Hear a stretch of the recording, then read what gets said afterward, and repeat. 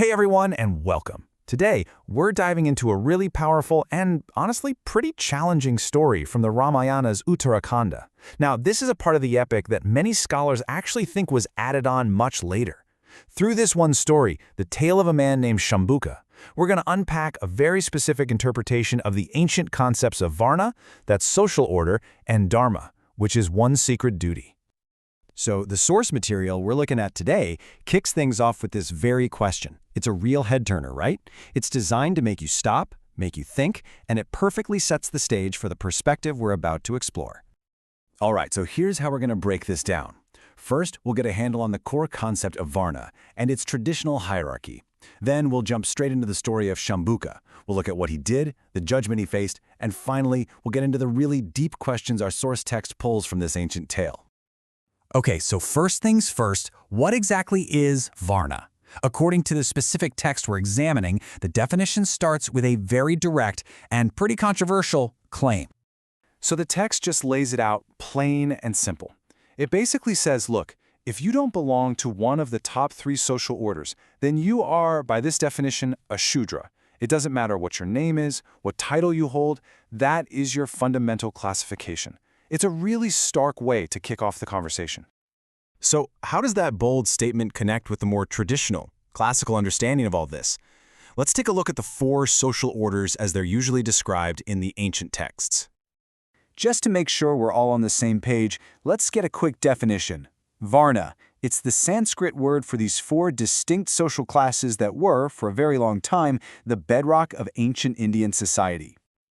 Now this is where it gets really interesting. This summary from the Valmiki Ramayana shows it's not just about 4 separate boxes, it's about a very clear hierarchy.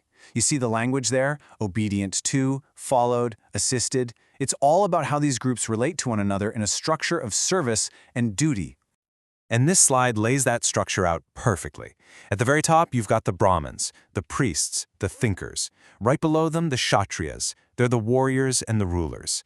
Then come the Vaishyas, the merchants, the farmers, basically the business class. And at the base, you have the Shudras, whose role was to support the other 3 groups through their labor and their service. All right, now that we have that framework in our heads, let's get to the main event, the story of Shambuka. This is where all these abstract rules and hierarchies suddenly become very, very real. So who is this guy Shambuka?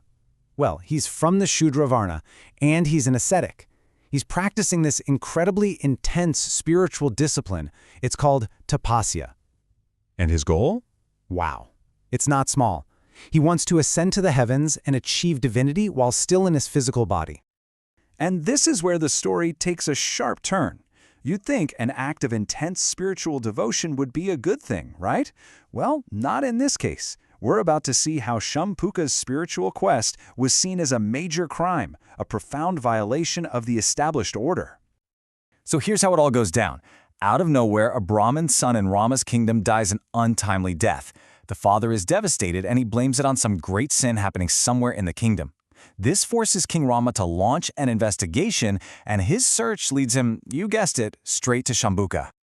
Okay, this is the absolute crux of the issue. So Rama goes to his advisors, the sages, and they tell him, look, in this particular era, this yuga, doing this kind of intense penance, that's a right reserved for the top 3 Varnas only. For a Shudra to do it, that was seen as an act against Dharma itself. It was upsetting the balance of the entire cosmos. So, this is it, the moment of confrontation. Rama has found what his sages called the sin plaguing his kingdom, and now he has to act. He has to enforce what they've defined as Varna Dharma. So Rama finds Shambuka deep in his penance, actually hanging upside down. When Rama asks who he is, Shambuka doesn't hide a thing. He proudly says, I am a Shudra, and I'm seeking to become a god. The moment Rama hears this, the text says he draws his sword and right then and there decapitates Shambuka for breaking the rules of his Varna.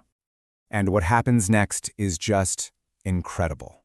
The moment Shambuka is killed, the gods themselves supposedly rain down flowers from the sky. They praise Rama for restoring order, for re-establishing Dharma. And at that exact same time, the Brahmin's son comes back to life. It's presented as a total divine validation of Rama's action.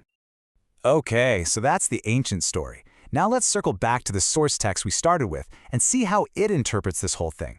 because the author uses this narrative to raise some incredibly tough, unanswered questions. And this is the conclusion the source text draws from the story. It's a brutal paradox. It says, basically, if you're in Shambuka's position, you can't achieve salvation without tapasya, but if you actually do tapasya, you'll be killed. It's a spiritual trap, a real catch-22 with no way out. So, following that logic, the source asks this really blunt question. If the path to spiritual elevation is blocked by death, does that just mean you're supposed to live your life as a servant and just accept it? And just when you think you can say, well, I just don't believe in Varna, the author hits you with this. They argue you can't just throw it out because it's all tied up with the idea of karma, the belief that your actions in a past life determine the situation you're born into now. And that leads us to the final mind-bending question our source text leaves us with. It takes the idea of karma and pushes it all the way back to the very beginning.